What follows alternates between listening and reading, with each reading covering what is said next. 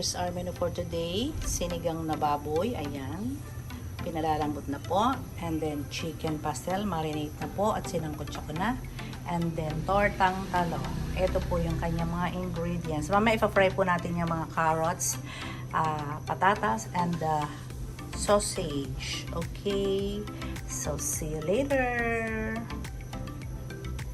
Good morning! Ayan, na-miss niyo po ba ang tindera? Blessed Thursday na po, bilis-bilis ng araw. Kumusta po ang ating Monday to Wednesday?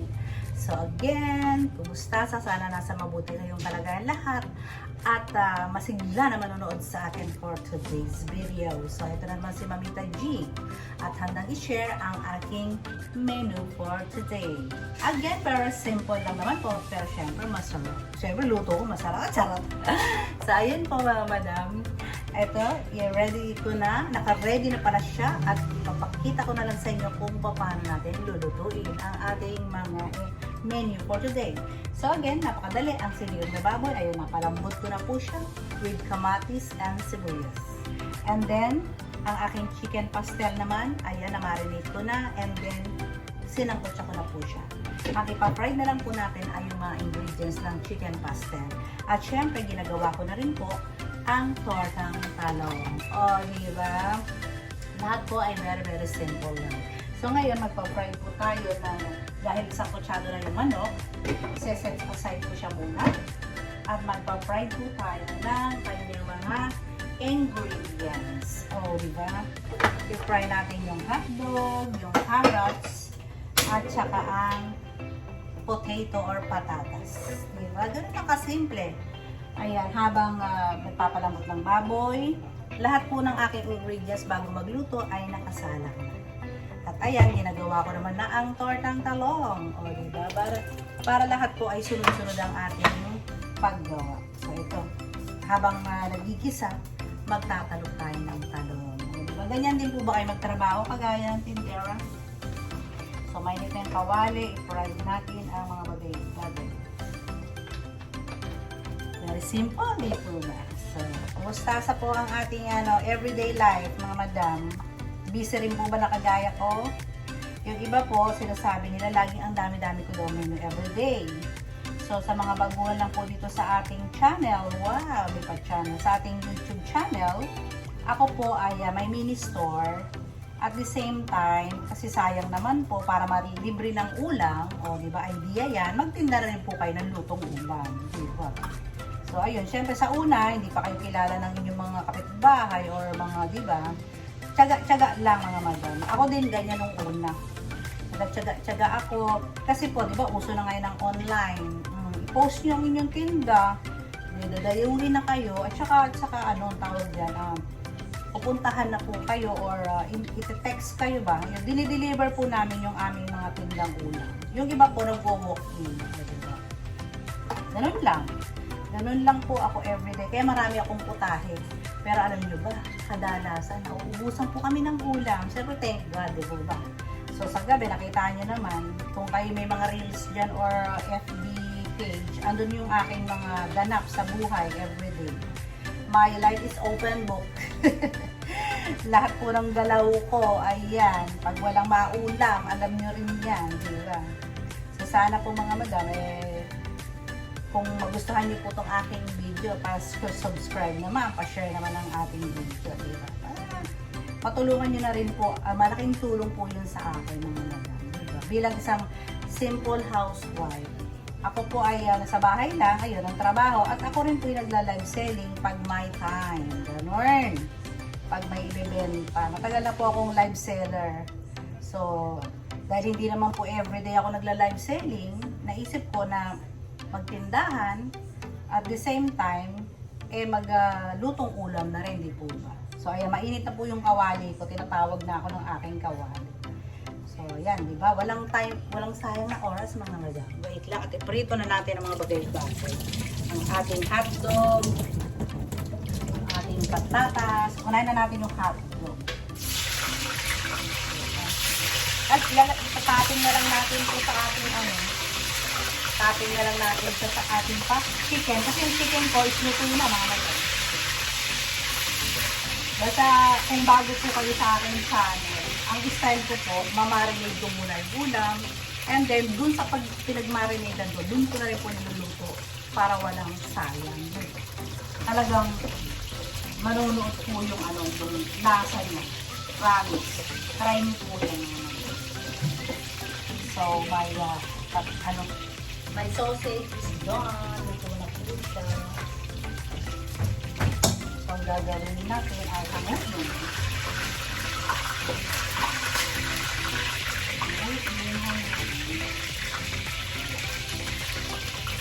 Huwag masyadong tondo to kasi kukulubo. Diba? Patangit ang texture. Eto, pwede nyo namang hindi iprito kung yung iba dyan, walang time. Pwede mo hindi iprito yan. Wala namang problema. Ang sabi ko nga lagi sa inyo, no? O sabi, sino ang followers ni Chef RB? Chef RB, shoutout sa inyo.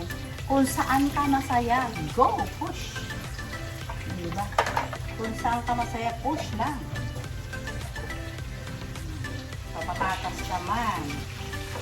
Diba? Ganun lang po siya kagad. Ang ating pagluluto. Enjoy lang. Diba? Pag may time. So, tignan natin ang babsi kung malambot na. Wala yung aking pelo. Yan ang babsi. O, diba? Malambot na aking babsi, mga madam. Malambot na ang baboy. So, ang gagawin ko na lang dyan, yung kamatis ay keresing mabuti. Keresing. Diba? Kailangan lang po time management sa pagluluto. Yung iba bakit hirap na hirap sa alam nyo, time management lang mga madam. Ganyan lang ako. Diba? Tsaka ang importante mga madam, lagi yung bago umarap sa lutuan, naka-ready na lahat. Dito ba? Ready na para sunod-sunod, madaling maluto. Diba? So ayan, dahil malambot na yung baboy, lagay na natin yung ating labanos.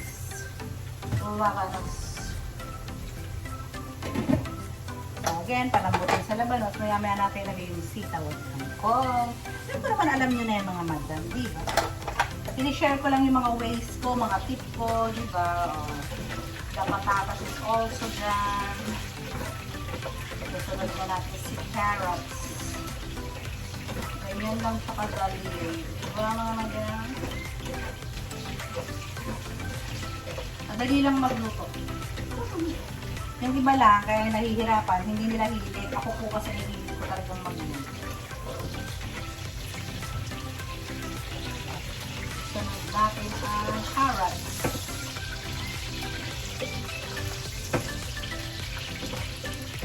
So, yan. Tapusin ko lang to. Babalikan ko kayo. I'm back. So, yan. Nasangkot na yung baboy. Manok for pastel. Ilagay na natin yung ating carrots, hotdog, and bell pepper na pinray. Ito po pala ay tawag dito. Yung bawang sibuyas kanina ay nilagyan ko ng butter na konting butter. Okay? Para may lasa ng konti siya. So, lagyan na natin ng ginisa mix. Pwede nyo iprito sa butter to. Depende, kanya-kanya nga po tayo ng ng style. Dito. Kung saan tayo masaya, push! Push lang ang push.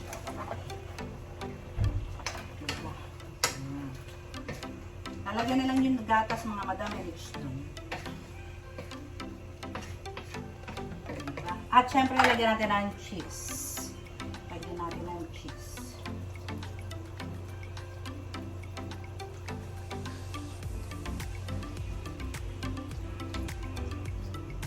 Lagay lahat ng gatas para may sabaw.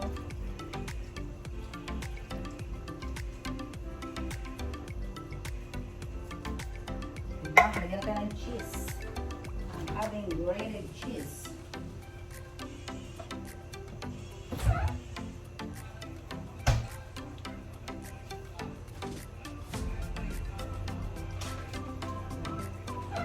Balikan ko po kayo. Natin siya ng cheese. Mga madam. Cheese. Konti lang. Baka mag-ano naman siya. Sobrang lapit. to, marami na naman makakain ang mga madam ko nito, mga suki ko, diba?